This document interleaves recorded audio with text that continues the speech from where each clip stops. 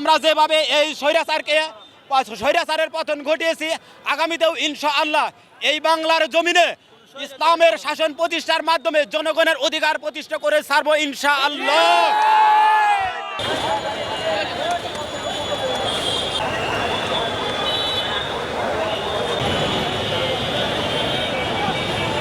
64 জেলার লোক আজকে ঢাকামুখী, লঞ্চ ঘাট ট্রেন সব কিছুতে আমাদের আজকে লক্ষ লক্ষ মানুষ, সম্ভবত আমাদের আজকে 50 লক্ষ মানুষের কাছাকাছি হয়ে যাবে ইনশাল্লাহ। 64 জেলার লোক আজকে ঢাকামুখী, লঞ্চ ঘাট ট্রেন সব কিছুতে আমাদের আজকে লক্ষ লক্ষ মানুষ, সম্ভবত আমাদের আজকে 50 লক্ষ মানুষের কাছাকাছি হয়ে যাবে ইনশাল্লাহ।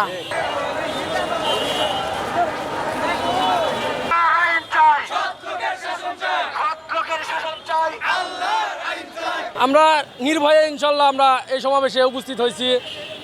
আমাদের ভিতরে কোনো ভয় নাই ইনশাল্লাহ। আমরা আল্লাহর আইনের জন্যেই এই রাজপথে ইনশাল্লাহ আমাদের 7টা দফা আছে, এই 7 দফার আমরা বাস্তবায়নে এই শহরে আইছি আর কি, ঢাকা শহরে আইছি। আমরা আসছি নিঃসন্দেহ এবং নির্ভীকভাবে। বাংলাদেশ জামাত ইসলামী একটা শান্তিপ্রিয় দল, ইসলামী দল এবং সন্ত্রাসমুক্ত দল। এই দলকে আমরা ভালোবাসি এবং তাকে ভোট দিয়ে সংসদে বিজয়ী হয়ে সংসদে রাষ্ট্র পরিচালনা করার দায়িত্ব দিতে চাই আমরা।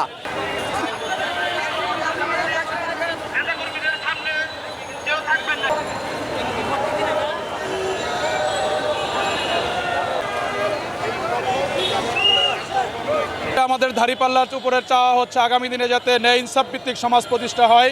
বিগত দিনে স্বৈরাচার শাসক 17 বছর মানুষের উপর ব্যাপকভাবে জুলুম নির্যাতন করা হয়েছে, দ্রব্যমূল্যের ঊর্ধ্বগতি করা হয়েছে, বাংলাদেশের মানুষকে আয়নাঘরে নিয়ে নির্যাতন করা হয়েছে।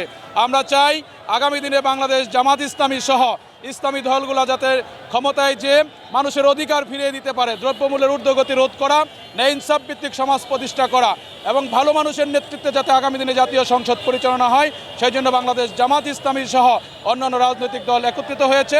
আগামী দিনে বাংলাদেশ জামাত ইসলামীর নেতৃত্বে যাতে বাংলাদেশ পরিচালনা হয়, আজকের এই গণজোয়ার সেটাই প্রমাণ করে। 64 জেলার লোক আজকে ঢাকামুখী, লঞ্চ ঘাট ট্রেন সব কিছুতে আমাদের আজকে লক্ষ লক্ষ মানুষ, সম্ভবত আমাদের আজকে 50 লক্ষ মানুষের কাছাকাছি হয়ে যাবে ইনশাল্লাহ।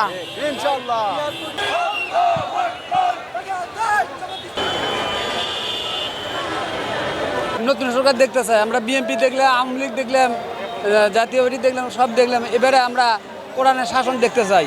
অনেক সরকার দেখেছি কিন্তু কোনো সরকার আল্লাহর আইন চালু করতে পারে নাই। একমাত্র এই বাংলাদেশ জামাত ইসলামের ভিতরে আল্লাহর আইন আছে এবং আল্লাহর আইন দিয়ে রাষ্ট্র পরিচালনা করবে ইনশাল্লাহ।